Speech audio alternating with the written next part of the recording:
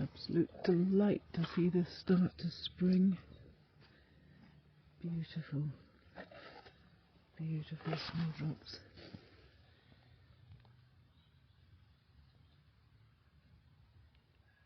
What a bed of them. So I've just got into my lovely herb garden.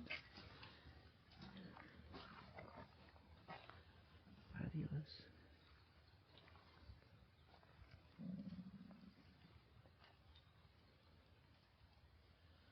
In with the snowdrops, you can see some daffodils coming.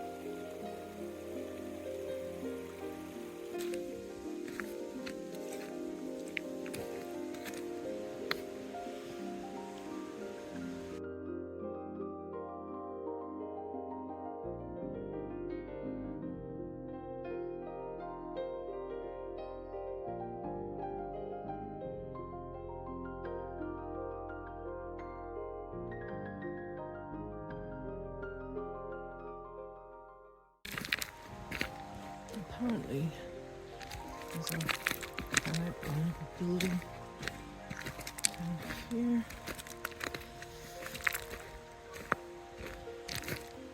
I haven't really looked, so I can't say that I've missed it. Also, I can't say that I found it. Apparently it's quite close to the house.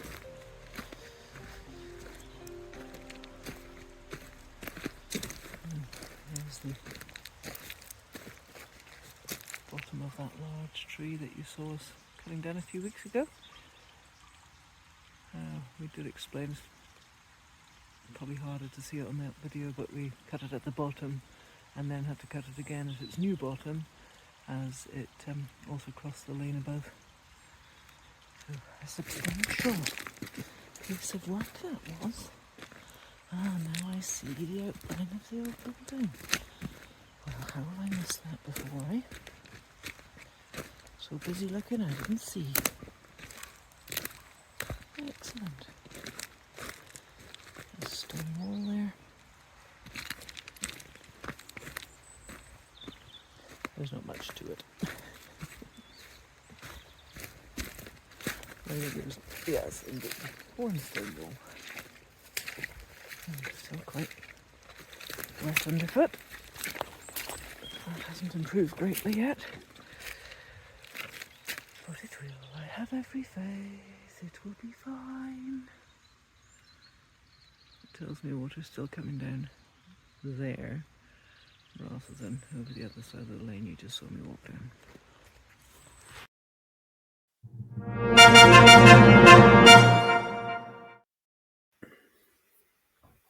I'd like to share with you a tool I became aware of in the week. I'm starting to plan out how I want my herb garden to be. It's going to be a herb and a medicinal garden. So the plants that are going to go into it obviously have different requirements for shade, etc. And I know, the plan was to spend time just watching nature take its course, but that means that I'm not going to get it up and productive as quickly as I possibly could. So this tool, it's a free tool called Shademap.app.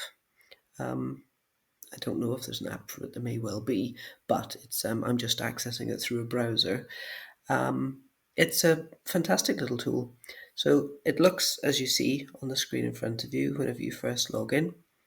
but it's very easy to enhance. So I've got the layout of our place in front of you. The area that I'm interested in is just behind the cowshed. So that's the herb medicinal garden. I can turn it into satellite, which is obviously going to help me visualize things much better. And now you can see the canopy. And we've already said that we need to coppice and such, so that is clearly going to be a task that needs to happen relatively soon. It's quite heavily overgrown, hasn't been tended in a number of years. So that's an interesting thing in its own right. It's great to be able to see it. I mean, you're thinking, okay, so Google Earth does the same. Yes, it does.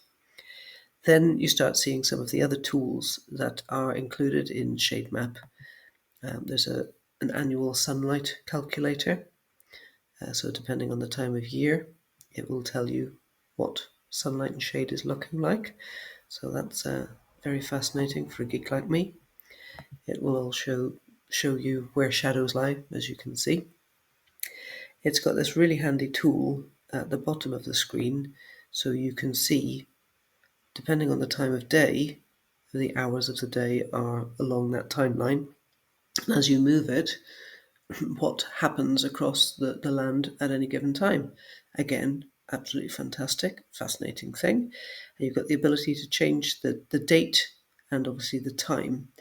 But this thing completely comes to life when you fiddle about in the settings. It took me a while to get to find these. But if I turn on these three sun direction lines, current time, sunrise and sunset, and then just exit out of there, I'm now able to see the actual line of the sun at any of those given times and its direction. Really, really handy tool, especially if we're thinking about things like, well, in the middle of summer, what is my sunlight going to be at a certain time of the day? And again, I've just clicked onto a different time of the year and it's changed the different directional elements there.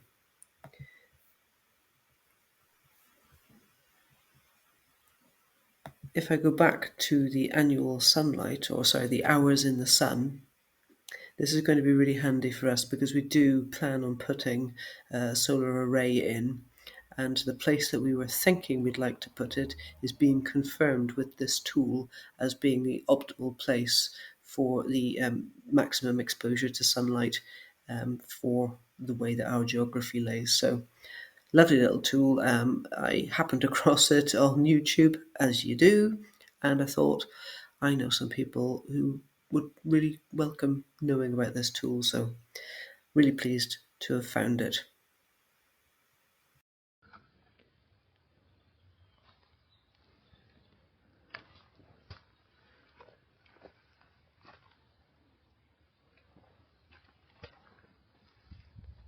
Oh look, a lesser spotted rubber tire. That's probably not going to stay. But yeah, it's quite a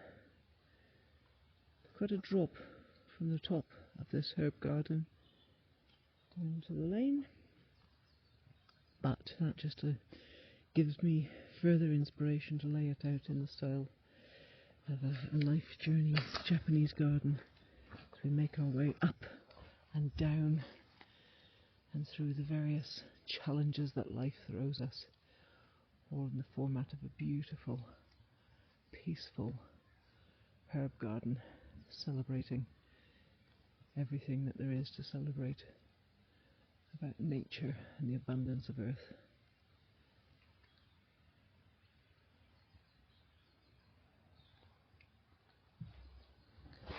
I'm hoping that there'll be lots of interesting things to forage as well. I can see we've got some interesting fungi here.